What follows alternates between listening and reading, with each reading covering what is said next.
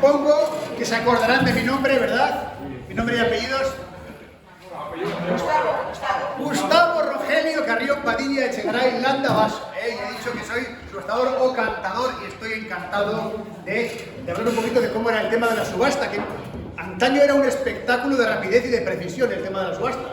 Hay que decir que el pescado se traía directamente desde el muelle, en una especie, antiguamente, que ya ni lo recordarán por aquí, en unos cestos de madera llamados carpanchos. Se traía el pescado y se distribuía en el suelo de la lonja, pues, o en bancos corridos, y se ponía ordenado pues, en función del tamaño y la especie del pescado. Bueno, hay que decir que el subastador debía tener una voz cristalina, una voz limpia, potente, pues como la mía. Que bien, me hubiera gustado mucho emplear esa voz para cantar boleros, porque mi verdadera pasión son los boleros. Yo he cantado boleros en las fiestas de Arredondo, pero aquí más que nada los utilizaba para hacer callar a la gente de vez en cuando, alguno que se ponía muy pesada, porque aquí, no sé si lo saben, pero se montaban unos guirigais día sí y día también, Pero bueno, vamos a ir con la dinámica. Yo es que soy una persona muy sensible. Yo soy de interior, ya he dicho que soy de Arredondo, y para mí lo más parecido al mar pues era el río Asón, y estaba allí con sus aguas cristalinas y limpias, y claro, al llegar aquí, de esa paz interior, a este mar Cantábrico embravecido, con tanto salitre, la gente jugándose los cuartos en la subasta, montando aquí un guirigay tremendo, pues bueno, aquí tenía que ponerme yo bien firme. Decir que el sistema de la subasta, como en todo el litoral cantábrico, era a la baja. No es la típica subasta de las películas que se va empujando cada vez más, no. Esto era a la baja. Es decir, partiendo de un precio inicial que ponía el patrón del barco, pues yo, en este caso, el subastador, iba cantando una retahíla de números en orden descendente de una manera rítmica y precisa. Yo, si quieren, les puedo hacer una prueba de cómo sería. Vamos a utilizar, pues como no vamos a hablar ni de euros, ni de pesetas, vamos a hablar de céntimos, por ejemplo. Entonces vamos a imaginar que empezaba la subasta con una cantidad de 400 céntimos por el lote de sardinas. Entonces empezaríamos con 400 y empieza la baja. ¿Quién dice 400? La mejor anchoa, la mejor sardina del Cantábrico. 400, hemos salido 400. No pujes, no pares tan rápido la subasta, porque hay que esperar a bajar a un precio adecuado. Los que participaban en la subasta tenían que estar atentos a ver cuándo era un precio que les podía convenir y parar la subasta. Porque claro, ¿qué pasa si paran la subasta demasiado pronto? Pagan demasiado igual, pero si se duermen en los laureles, pues igual pues, te lo quitan. Entonces tenían que estar muy atentos. Entonces la dinámica era, empezamos, 400 céntimos, el 400 céntimos, el pescado, lote de pescado, 395, 390, 375, 380, 375, 370, 375, 350, hasta que alguien paraba la subasta. ¿Cómo se hacía? Pues alguien gritaba, ¡mío! Se hacía antiguamente, o con un golpe seco también se daba, o incluso con silbidos. Claro. Podía darse el caso, imagínense, una sala llena de gente a rebosar, todos como tiburones esperando para saltar el momento adecuado, pues igual paraban la subasta más de una persona a la vez. Alguien decía mío, otro ahí mío, y empezaban a discutir a ver quién era el primero o la primera que había parado la subasta. Y yo allí intentando poner orden. Menos mal que yo tenía un ojo excepcional para discernir quién era la primera persona que había parado la subasta. Así en caso de disputa, bueno, así todo, sobre todo de Santurce, las sardineras, bueno, esas me volvían loco. Ya, creo que por ahí anda alguna, que yo me sé, una tal Carmen, que tiene un carácter, la verdad es que yo tengo cierta debilidad por ello, soy viudo, mi querida Rosita era de aquí, de Castellurciales, por eso vine a vivir a esta zona, pero enviudé. Y la verdad que, no se lo digan, pero tengo un poco echado el ojo a Carmen. Lo que pasa es que tiene un carácter que a veces me da hasta miedo hablar delante de ella, pero bueno, eso es otro asunto que me voy por las ramas. Entonces, pues eso. Parar la subasta. Por eso el subastador o cantador tenía que tener mucha autoridad. Eso era en teoría, porque en la práctica ya les he dicho que yo soy una persona muy sensible y tenía que ponerme firme, sobre todo con la clientela. Los clientes eran de dos tipos, sobre todo. Aquí en Castro, sobre todo se recuerda la época de las grandes empresas de las conserveras, de anchoa. La anchoa que ha sido el gran motor aquí en Castro de la economía de las industrias pesqueras. Pero antaño también había sardineras, etc. Entonces, los primeros eran los que se llamaban los asentadores o fabricantes, que eran los representantes de las empresas pues, de escabeche o ya más recientemente pues de las grandes conserveras y demás. Estos eran pues un gran negocio porque hablaban de lotes enormes de pescado que llevaban luego directamente a las fábricas. Y luego estaban las sardineras, que ya aquí no había sardineras, no recordamos tanto las sardineras, pero en puertos cercanos, pues como en Santurce, donde estaba mi querida Rosita, pues eran las que compraban lotes más pequeños, vendían al por menor, o así pues por la calle y demás, y es la famosa canción de Santurce a Bilbao que decían, y estas compraban pescado pequeño y eran unas expertas en localizar dónde estaba el margen de beneficio según yo iba cantándola. Yo les veía como, sobre todo Carmen, enseguida se daba cuenta de dónde estaba el margen de beneficio. Pero también era, con diferencia, la que más guerra me daban. Las sardineras en general me daban una guerra tremenda. Y yo intentaba ponerme firme, pero es que yo no sé si está aquí, Carmen, porque sí, que estaba tranquila, pero sí. ¡Hola! Hola, Carmen, hola, ¿qué tal? ¿Qué les estás contando? Nada, pues estoy aquí, Carmen, me alegro de que hayas venido, no sé qué hacer aquí un domingo también, pero bueno. ¿De dónde venís? ¿Todos de Castro? ¿Todos y todas venís de Castro? Claro, habéis sabido que venía yo y habéis venido, ¿no? Claro, Carmen. ¿Qué les estás contando tú que eres de memoria floja? A ver, Carmen, estaba explicando un poquito pues cómo era la dinámica de la subasta, de las sardinas, de Pues las sigue. anchoas, del pescado aquí en Castro Urdiales. ¿Usted también de Castro? ¿Y por qué no lo ha dicho? ¡Ah, de Burgos! Bienvenido, como yo. Usted me entiende, ¿verdad? Esa serenidad. ¿no? Esa serenidad. ¿Usted también es de Cano? Ah, mira, una de Bilbao. He preguntado todo el mundo de Castro y han dicho sí. Y tenemos ahora nada más acercarme una de Bilbao y una de Bilbao. A lo mejor, Carmen, igual entras con este carácter y la gente pues está un poco... Venga, sigue. Bien. Bueno, estaba diciendo que precisamente el subastador o cantador era una persona de gran prestigio, una persona respetada en la que la gente confiaba mucho. ¿Por qué? Porque, no me mires así porque yo me hacía respetar. Era una persona que conocía a todos los compradores y compradoras bueno, pues era una persona bastante apreciada, tenía mucho prestigio y sobre todo, con una sola mirada, sabía discernir la calidad del pescado. Eso era así. Bien. Es que me pone nervioso. Entonces, Si es un desmemoriado, ya les he dicho. ya les he dicho, no, es que yo estaba diciéndoles que la subasta era a la baja, porque en las películas estamos acostumbrados a pujar más. Pero esto era a la baja. Pero claro, ya conocemos mucho la picaresca de este país. ¿Qué pasa? ¿Hasta dónde? Cuéntame lo del ritual del cero. ¿Hasta dónde se podía ir bajando la subasta, en la retahíla descendente, hasta dónde se podía bajar? Porque ¿Hasta dónde se podía? Imagínense que un día los compradores, antes de la subasta, y las compradoras, perdón, vaya día me espera, pues imagínense que se ponen de acuerdo para no pujar, para no cortar la subasta hasta que se llegue a una cifra ridículamente baja. ¿Qué pasa? Entonces llegaríamos a lo que se llama el ritual del cero. Esto es así. Cuando el subastador va cantando a la baja y se llega a un punto mínimo, a una cifra mínima que está estipulada anteriormente por el patrón del barco, entonces se llegaba a lo que se llamaba estar en blanco o retirar ese lote, retirar el lote. Y entonces, ¿qué se hacía? Se volvía a negociar todo el precio, o a veces se dedicaba ese lote al salazón familiar. Porque claro, si se vendía el pescado en una cifra inferior a la estipulada, el mínimo, pues el beneficio no llegaba ni siquiera para cubrir los gastos. Y mucho menos para el reparto de ganancias entre los tripulantes. Porque esa era otra. Eso es una cosa que me gusta mucho a mí. ¿Cómo se repartían las ¿Ya te vas a ganancias? acordar? Me acuerdo perfectamente, Carmen. ¿Qué les ha dicho? Que tiene una voz prodigiosa, que es una figura muy respetada. ¿No tendrías que hacer algún recado por ahí, Carmen? No tengo, sí. Habla, cuéntales lo de los Quiñones. Vale. ¿Y tú de dónde eres? A ver si no vas a ser de Castro también. Sí. ¿De Castro? Ah, pues de... De Sámano. Luego hablaremos. Bien. Tía. Bueno, ¿cómo se repartían los beneficios?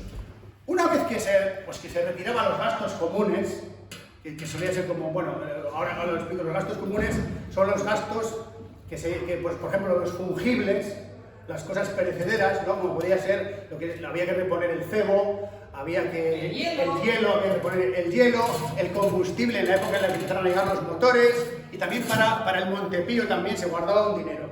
Y luego estaba lo que llamaban la quinta, ¿por qué se le llamaba así? ¿Alguien le suena lo de la quinta? A ver si va a ser por el 5. Era porque se reservaba el 5% de los beneficios Por una parte, a la quinta era a la cofradía de pescadores, al hospital también de marineros, y luego había un fondo social también que era pues para atender a los huérfanos, a las viudas, etc.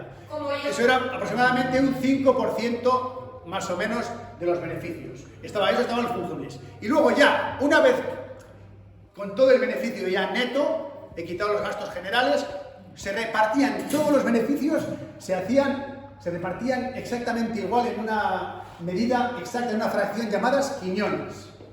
Entonces, todo el beneficio, fuera mayor o menor, se dividía en quiñones.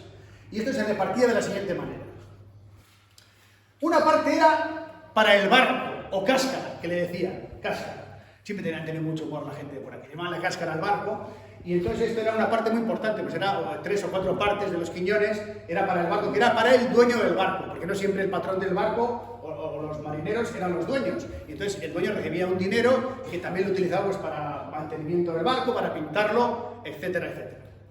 Y luego otra parte, estábamos para la cáscara, otra parte era también pues para las redes. Todo el sistema de redes, de aparejos y demás, no era tampoco siempre del dueño del patrón del barco. A veces se alquilaban, se lo dejaban y esa gente también recibía un dinero por las redes. Y luego ya estaba la tripulación, los marineros. Esos cobraban un quiñón exacto. De todos los beneficios se dividían en partes iguales y cada marinero recibía un quiñón. Por otra parte, estaba el patrón del barco, que recibía su quiñón de marinero, pero siempre, claro, el patrón un poquito más. Podía ser pues quiñón y medio, quiñón de los otros, porque tenía más experiencia y era el que más arriesgaba también y también tenía más conocimientos de marino. Y por último, el último eslabón era el grumete, que llamaban. Eso ya les suena al grumete, que eran chavales de 10, 15 años que iban por ahí y estaban aprendiendo. Y como estaban aprendiendo, pues ¿cuánto cobraban? Medio quiñón. Y a medida que iba pasando el tiempo y se iban haciendo más mayores, pues 3/4 de quiñón, o ya cuando ya se hacían marineros, por fin el quiñón completo. Déjame decir, Carmen, que este era un sistema muy justo, ¿no? Este reparto, pero que era también muy arriesgado. ¿Por qué? Porque si un día no se pescaba nada, no cobraban nada por mucho trabajo que hicieran. Pero el día que había un beneficio extra o exagerado, pues todo el mundo recibía beneficio en proporción y todo el mundo pues encantado. Economía colaborativa de toda la vida. Economía colaborativa. Pues muy bien, ya sabemos lo que cobraba el patrón, lo que cobraban los marineros, lo que cobraban los dueños de las redes, lo que cobraba el grumete. ¿Y qué pasa con lo que aportaban las mujeres a la economía? ¿Qué pasa? Bueno. Gorka, ¿qué pasa? Mírenme bien. ¿Qué ven? A ver. Diga. ¿Una mujer? Mujer de armas tomar, diría yo. Bueno, me llamo Carmen, me voy a presentar. A mí me gusta poco hablar, pero hay que hacer un esfuerzo. Me llamo Carmen, nacida ¿qué día? 16 de julio. ¿Qué ha dicho usted? El 15 no, el 16. El 16 de julio, día de la Virgen del Carmen, patrona de los marineros. Estaba claro que yo iba a ser sardinera, sí, sardinera, porque yo vengo de Santurce. Tuve la desgracia de casarme con Juancho, con todos los hombres guapos que había en Castro, me tuve que casar con él, ¿me entienden? Y vine aquí. Así que van a ver aquí un poco un batiburrillo de diferentes puertos, normal, con lo que se llama la multiculturalidad portuaria, podríamos decir. Podríamos decir. Bien. Cantábrica, multiculturalidad cantábrica, por favor. Exactamente. Yo quiero explicarles, aparte de otros oficios que hacían aquí las mujeres, quiero que sepan cómo era nuestra vida. La vida de las sardineras nuestra, o aquí la venta de la anchoa, que está mucho más instaurada en este puerto suyo. Quiero que se hagan una composición del lugar de cómo era nuestro día a día. ¡Atenta, Bilbao! Bien, 5 de la mañana. Estoy tumbada en la cama al lado del hombre. Y empiezo a escuchar unos pasos por las callejas y alguien que iba llamando de puerta en puerta. ¿Quién piensan que era? ¿El patrón? No. ¿Quién era? El Chicho. ¿Qué es el Chicho? El Chicho o el grumete. El Chicho o el grumete que iba llamando de puerta en puerta. ¿Por qué? Porque antes de que existieran los despertadores o la alarma de la cofradía, el patrón del barco no sabía qué día iba a hacer al día siguiente. No sabíamos si la mar iba a estar para salir a faenar, de manera que el patrón iba a mirar al cielo, iba a mirar a la mar y le iba a decir al grumete: mañana salimos a faenar. Por lo tanto, los marineros debían ser avisados. El grumete... ¿Quién ha dicho algo? Es una criatura, De manera que el grumete, o el chicho, o el cho, iba llamando de puerta en puerta en otros puntos del litoral, por ejemplo en Ondarroa, de donde era mi madre, iban llamando a viva voz. Aquello era que sin Dios, imagínense usted, a las 5 de la mañana, el cho gritando, todo el mundo despierto y empieza el día fatal. Aquí había otra finura. Iban llamando de puerta en puerta para que los marineros se despertaran. Y cuando, por ejemplo, el marinero vivía en un piso más alto, cogían una caña y clan, clan, clan, picaban en la ventana para que el marinero supiera que tenía que salir a la faena sin tener que forzar la cerradura. Bueno. Lo que tendría que escuchar ese chaval a esas horas de la mañana de los viejos lobos de mar, no digo nada. Bueno, así se bregaba en la vida. Pues yo con lo sensible que soy, esas cosas no las digo. Olvidadizo y sensible. Bueno, el hombre ya se iba a la faena. Yo, si era día de colada, me levantaba a la vez y bajaba al lavadero a lavar. Obviamente, ¿a qué voy a bajar al lavadero? Si no era día de colada, me quedaba en casa y preparaba el desayuno para los chiquillos. 7 tuve, 1 por año. Lo de Juancho era 1 parar, menos mal que me quedé viuda pronto, así les digo. El desayuno era un desayuno contundente, porque el día que íbamos a tener por delante lo iba a requerir. Después de dejar el desayuno preparado, cogía una tinaja de cobre limpia como los chorros del oro, porque a mí a limpia no me gana nadie. Bajaba la... Pobre. Bajaba a la fuente a por agua y preparaba la comida. ¿Qué piensan ustedes que comíamos los lunes? Alubias. ¿Qué comíamos los martes? ¿Qué comíamos los miércoles, Burgos? No, yo ni casa. Alubias también. ¿Y qué comíamos los jueves? No, los jueves comíamos alubias con sabor. Una vez, el difunto Juanchu, que Dios le tenga donde se merece, me trajo un hueso de jamón. Y cuando digo un hueso de jamón, quiero que piensen ustedes en la literalidad de la palabra. Un hueso con poco revestimiento de jamón. Ese hueso estaba colgado del techo de la... Esta señora asienta todo. Usted ha vivido todas las desgracias que ha vivido, ¿no, señora? Me decían que se acaba y lo volvían a poner. ¡Mira esta señora! ¿Usted cómo sabe? Usted también tuvo su Juancho en su vida, ¿eh? No, pero no tuvo la misma desgracia. que lo hacían y la morcilla también la sacaba, luego la colgaba y yo también. Efectivamente, esta señora lo sabe. Teníamos un hueso de jamón colgado en el techo de la cocina con una alcayata. Y cuando estaban los jueves las alubias, plop, plop, plop, plop, plop, cogíamos el hueso de jamón y ¿cómo hacíamos, señora? 1, 2, 3 veces y vuelta a la alcayata. ¿Cómo se quedan? Gustavo? Pues se me abre la boca agua a mí. Tú como eres más fino no has vivido eso, claro. Sí, te lo creas, que yo también de pequeño también, ¿qué crees? ¿Que vengo yo de un hotel o qué? En Arredondo que estábamos ahí comiendo trucha. Bueno, el caso. Ya dejado el desayuno preparado para los chiquillos, la comida está preparada y yo voy a bajar ya a buen paso al puerto. ¿A qué? A la subasta. Ya les habrá contado te habrás acordado de contar que la subasta es a la baja, ¿no? Sí. Bueno, la subasta se hacía a la baja y cuando llegábamos a un precio del pescado que nos interesaba, lo poníamos en una cesta, nos colocábamos la cesta en la cabeza y nos íbamos por todas las callejas, y no solamente por las callejas de Castro, también íbamos... Espera, foto. Sí.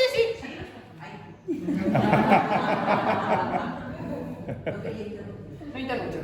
Y cogíamos, como les digo, el pescado y íbamos a vender. Yo a veces, fíjense, la necesidad que pasábamos, que a veces íbamos con alpargatas y otras veces iba sin alpargatas para no gastar suelo. Y no solamente eran por la zona de por aquí, íbamos también a Ubiezo, íbamos a Sámano, a diferentes lugares. Y aquí también había gresca, porque también les habrá contado... No creo. ¿Le has contado lo de la gresca de la sala de subastas? No, sí. Un poco de gresca había, ¿para qué lo vamos a negar? Pero no solamente aquí, también había gresca a la hora de ir corriendo y subiendo por las callejas, porque la primera que llegaba es la que podía gritar pescado fresco o sardinas frescas. ¿Sí o no? ¿Sabías esto? Pero vamos, estamos hablando de los trabajos que tienen que ver con la venta de las sardinas y con la venta, pero las mujeres... ¿De las sardinas o de las anchoas? Estamos aquí en Castro. Anchoas, sardinas... Pescado en general. Pescado en general de la venta, pero había muchísimos otros trabajos, pero que eran trabajos un poco más invisibles o que no se recuerdan tanto, que eran trabajos tremendamente esforzados que hacían las mujeres, que hoy no nos hacemos la idea de los trabajos físicos tremendos que hacían las mujeres de la época. Porque aquí no tanto, pero bueno, ¿han oído hablar de las sirgueras? Las sirgueras eran La mujeres... señora dice que sí. Cuéntenos. Claro, antaño cuando no había los medios que hay ahora, pues había muchos barcos grandes, aquí no había este problema, porque aquí en Castro... Porque aquí el fondo que tienen aquí, que tenemos aquí, es un fondo muy profundo, así que los barcos no van a encallar. Pero en otros puertos del litoral, como por ejemplo lo que sucedía en la ría del Nervión, había un trabajo que era penosísimo. Era penosísimo. En las higueras que tenían que coger los barcos, atar unas sirgas o cabos, que eran como cuerdas largas, unos cabos que se llaman en el mar, unas sirgas, y desde el barco hasta la orilla se las ponían en la cintura y sobre la espalda, y con su propia fuerza tenían que arrastrar los barcos desde la orilla. Era un trabajo tremendo, de las sirgueras, era penosísimo, que muchas veces acababan pues, con la espalda destrozada, pero eran una gente que tenía un bajo estatus económico y tenía que hacer esos trabajos pues, para salir adelante. Imagínense ustedes arrastrar una gabarra contra corriente solamente con la fuerza de aquellas mujeres, que había 3 o 4 mujeres en fila, la sirga, que es el cabo, la cuerda, amarrada a la gabarra y poderlas llevar hasta el puerto. Donde creo que la carga, por supuesto, les vas a contar algo. Por supuesto, la carga no se bajaba por arte de Birli Birloque, como por arte de magia, había que bajar la carga. Y en algunas zonas eran las mujeres las que hacían las cargueras, que bajaban la carga, la bajaban en la cabeza, unas de estas con pescado o con mineral en la zona minera. Entonces tenían que llevar esas cantidades de pescado, pues o bien hasta la lonja o bien hasta las fábricas de la zona. Era un trabajo también penosísimo. Bueno, aquí normalmente tenemos que decir que había cargueros, pero había también alguna mujer. Cuentan que cuando preguntaron a uno de los encargados por qué no se utilizaban hombres y utilizaban a veces a algunas mujeres, decían que porque las exigencias de los hombres eran mayores y porque además el trabajo de las mujeres era más barato. Sí, más barato incluso que para el caso de las higueras, que unos bueyes, unas bestias de carga. Sí. Era penosísimo realmente. Y ahora, aprovechando... Espera, habíamos pensado ir donde Luchi, pero tenemos aquí a nuestras amigas rederas aquí. Y yo creo que en lugar de mover al público, ¿por qué no? Adelántense ustedes, queridas amigas, rederas. Hablemos de las rederas. Bueno, las rederas, eso era un trabajo fundamental, ¿no? Las rederas o atadoras, que también se decía porque eran las encargadas de las artes de pesca, de las redes, de las barcas y demás. Y era un trabajo súper fundamental, porque claro, era una tradición que se transmitía oralmente de madres a hijas y que era... Bueno, madres, abuelas, bisabuelas... Durante generaciones. Y era un trabajo fundamental. Este trabajo ahora en Castro ya no se hace, pero por ejemplo todavía quedan rederas en la zona de Santoña, nos han comentado. Pero era un trabajo tan importante. Imagínense que un día no están bien arregladas las redes, que tiene un agujero, ese día se arruina toda la faena del día. Era un trabajo indispensable y fundamental. Así que vamos a dar un aplauso fuerte a las rederas.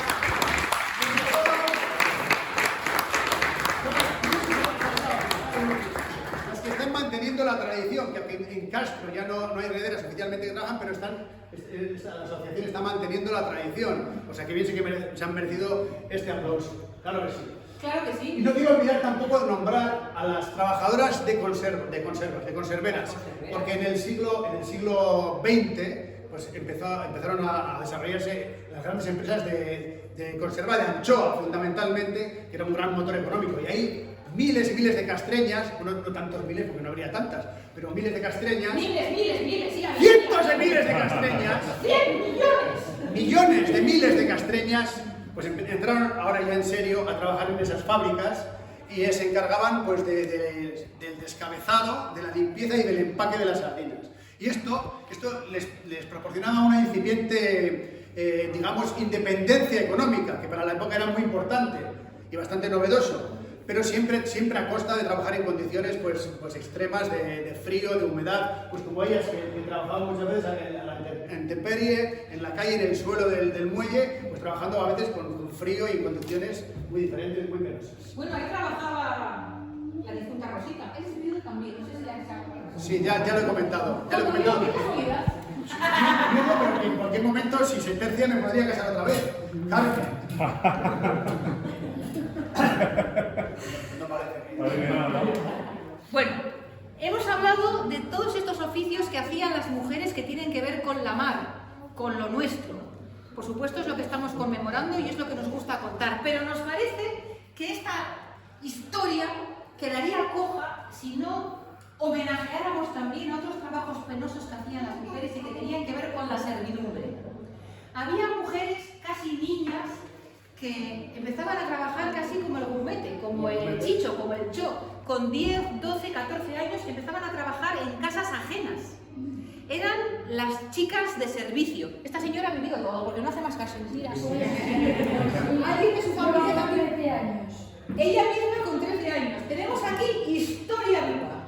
Sí, señor. Viva y guapa, hay que decirlo, porque está como una rosa esta mujer. Con el empresario Tragapulos, que tenía la fábrica en el Pedregal. Con el empresario Tragapulos. Una Tragapulos. La señora con 13 años. Y fumaba puros y le llamaban Tragapulos. Bueno, pues por esta señora y tantas como ella, les vamos a hablar brevemente de algunos de los oficios que se llevaban a cabo y que eran muy necesarios. Estas chicas de servicio que, como digo, empezó, si hay alguna cosa que no le cuadre, no me contradiga, ¿eh? No digo nada. Que empezaban a trabajar, decimos, con 12, 13, 14 años, con dos objetivos bastante fundamentales. Uno era ir guardando el dinerito para luego tener la dote a la hora de casarse. La señora dice sí. Y luego, por supuesto, aquello iba a ser pues una especie de escuela para lo que les esperaba después, que era la misma vida pero en sus propias casas, ser mujeres y esposas. En las casas el trabajo no era moco de pavo. Piensen que a veces, dependiendo, esta señora es muy joven para eso, pero en algunas casas naturalmente no había lavadora, pero es que no había ni siquiera agua corriente. Por lo tanto, ¿cómo se lavaban? ¿Usted ha vivido eso también? Usted luego que decir que podemos juntas. Efectivamente. Esto nos va a llevar a las lavanderas, porque a veces eran las chicas de servicio, estas que hacían la labor de la lavandería, o específicamente las lavanderas que iban de casa en casa a recoger la ropa que debía lavarse y que luego les pagaban a tanto la pieza. Bien, esto de lavar la ropa, que como digo, ahora todos y todas conocemos las lavadoras o las lavanderías, esto antes era otra historia. Había que estar sobre una piedra inclinada, lavando, hiciera frío, calor, lluvia, lo que fuera, antes de que llegaran los lavaderos públicos, había que hacer esto en el río. Estas mujeres estaban ahí, como digo, invierno y verano, utilizando un jabón que en muchos casos hacían ellas mismas, que se llamaba jabón de tajo, un tipo de jabón lagarto que estaba hecho con grasa, sosa cáustica, y a veces hacían también la colada, que ¿por qué se llama la colada? ¿Lo saben ustedes? Porque colaban ceniza. Se ponía sobre el cuenco donde estaba toda la ropa una especie como de gasa, y ahí con agua hirviendo y la ceniza de leña, aquella ceniza se colaba y la ropa blanca se quedaba blanca. Lo que quería decir que entre la ceniza, la sosa cáustica y la grasa se destrozaban las manos. Luego empezaron a llegar los lavaderos públicos. Ya por lo menos estas mujeres podían estar de pie, no tenían que estar arrodilladas sobre esa piedra. Los lavaderos públicos, allí también había resca, Gustavo. Había resca en todas partes, porque había una jerarquía, claro. Estamos todas en fila lavando la ropa y el agua cae. Vamos a pensar que la que está primera tiene el agua más fresca. Y la que está 10 posiciones más allí va a tener que lavar la ropa con todos los residuos de todas las sábanas que llegaban primero. Así que allí las más veteranas se colocaban y luego las pobres recién llegadas con 13 añitos, 14, 15, pues a fastidiarse, a crecer y a regar. Bueno, pero que en la zona esta de las lavanderías los lavaderos, no solamente se utilizaban para la limpieza de la ropa así, también para las familias de marineros tenía una gran importancia, en este caso una importancia técnica. ¿Sabéis para qué se utilizaban? ¿Para qué se utilizaban los lavaderos para las familias de los marineros? Para quitar el salitre de la ropa de los marineros. Porque claro, todo el día faenando en la mar, la ropa se mojaba con agua salada y se necesitaba un tratamiento urgente con agua dulce para que las fibras con la sal no se endurecieran, y luego tantas horas remando, tantas horas trabajando en la mar con esa ropa seca del salitre, pues se produciría hasta heridas en la piel y dañaría muchísimo la piel, con lo cual los lavaderos también eran importantísimos para las familias de marineros aquí en Castro y en todo el litoral cantábrico. Así es. Sepan que el precio que ganaban los reales, las chiquitas, el poco dinero que ganaban las lavanderas, pues siendo poco servía porque todo venía bien para alimentar los estómagos de los chiquillos. ¡Ay, mira qué cosa más bien traída te voy a decir ahora! Porque hablando de llenar los estómagos de los chiquillos, ¿qué otro oficio de mujer les viene a ustedes a la cabeza? No. Las amas de cría. Las amas de cría, las añas, exactamente. ¿Las añas? Ah, no, perdón. No me hagas chistes, ¿eh? No me hagas. No, es que yo hambre ya porque no sé nada. Estamos hablando de las amas de cría, de las añas, que tenían también un oficio penoso. ¿Por qué era penoso? Porque a menudo tenían que dejar a sus propios hijos para ir a amamantar, a alimentar a los hijos de las familias burguesas. Aquí hay una tradición muy fuerte de amas de cría. Eran muy solicitadas las pasiegas y no cualquiera podía ser ama de cría, porque digamos que la imagen del ama de cría tenía mucho que ver con el estatus de la familia, el estatus que la familia quería enseñar. Sepan que en el muelle de Castro, a la servidumbre, le estaba prohibido pasear a la misma hora en la que paseaban los señores, excepto a las amas de cría, porque estaban paseando a sus propios hijos. Así que buscaban mujeres que fueran sanas, por supuesto, y que fueran altas, guapas, lozanas, allí paseando aquellos coches que parecían un Ferrari, aquellos coches brillantes. Había una marca en Bilbao que se llamaba Rue. Paseaban aquellos coches con sus vestidos negros y los cuellos blancos almidonados. Y hablando de cuellos almidonados, ¿de qué profesión podemos hablar? Esta también se lo sabe, esta señora lo sabe todo. Pues hablamos de las, ¿quién ha dicho? Hablamos de las planchadoras, efectivamente. Las planchadoras también eran un oficio que se hacía en las casas y que tenía una categoría un poco superior a las chicas de servir, porque era necesaria la destreza máxima siendo planchadora. Porque claro, ustedes ahora lo que hacen es coger la plancha, la enchufan, tienen una rueca reguladora, entonces no. Entonces las planchas eran de hierro. Las planchas se calentaban allí en la chapa. Esta señora tiene todo, esta señora tiene una también. La poníamos en la chapa, limpiamos un trapo. Acabaremos haciendo con el ingenio ese que sirve para hablar por teléfono, sacar fotos y todo, al final planchará y todo. Bueno, pues efectivamente esa plancha se ponía en el fuego y claro, ¿cómo se controlaba la temperatura para no quemar la ropa? Pues hacía esto de, que lo habrán visto quizás, o se lo acercaban a la mejilla sin tocarse, por supuesto, para sentir el calor. Porque imagínense ustedes el drama. Va la planchadora y le quema a la señora un vestido de masa traído de París o de Bilbao. Le caía la marimorena. Podía cargarse el jornal de un mes o le podían despedir fulminantemente. Claro que para arreglar un vestido siempre había una modistilla. ¿No sabrá usted también coser y será un poco modesta? ¡Esta señora es la mujer orquesta!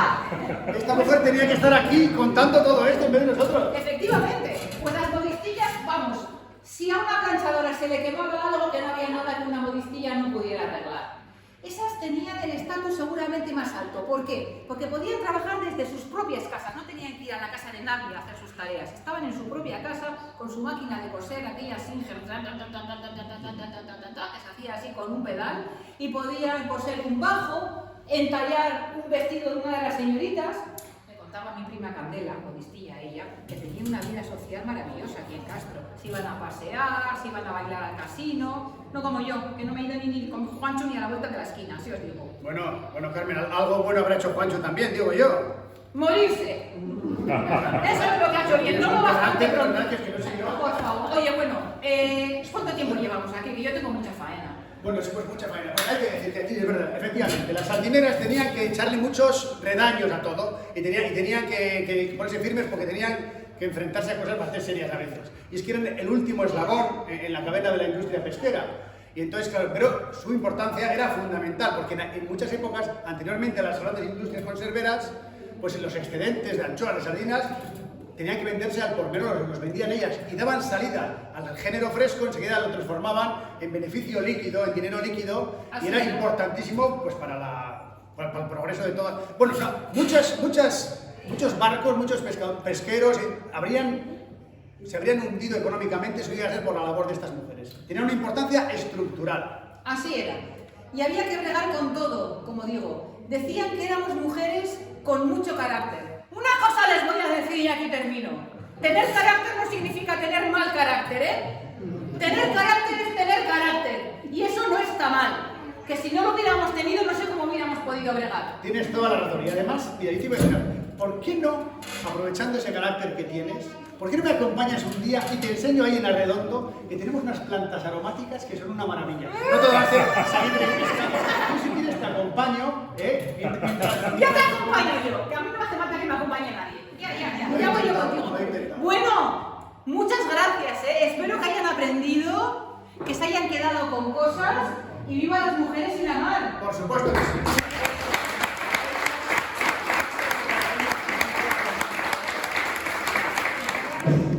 Gracias a todas y a todos por venir, espero que os haya gustado la presentación. Soy Cristina García, consejera de Igualdad del Ayuntamiento de Castellar y estoy es nada más que un granito de arena que queremos poner desde nuestro ayuntamiento para poner en valor la imprescindible e innegable aportación de las mujeres a la evolución humana en general, pero en particular en el sector marítimo. Desde luego eran los hombres los que salían a la mar e iban a pescar, pero sin redes no podían salir y esas redes las adobaban las mujeres. Y también, ¿para qué querían el pescado si no tuvieran quien lo vendiera? Y lo vendían las mujeres. Entonces, el trabajo de las mujeres históricamente ha sido invisibilizado y silenciado y desde luego está bien. Desde Castro trabajaremos incansablemente para intentar revertir esa discriminación que hemos sufrido. Las chicas que estáis viendo son de la Asociación Cultural Barrio de los Marineros, que han creado un taller de rederas, de adobar, para por lo menos, aunque sea a nivel simbólico, no se pierda este oficio que antiguamente los muelles de Castro estaba repleto de mujeres adobando y desgraciadamente no existe ninguna. Nuestro objetivo es poner en valor la aportación de las mujeres y, por supuesto, visibilizar el orgullo que tenemos de venir de la mar. Espero que os haya gustado.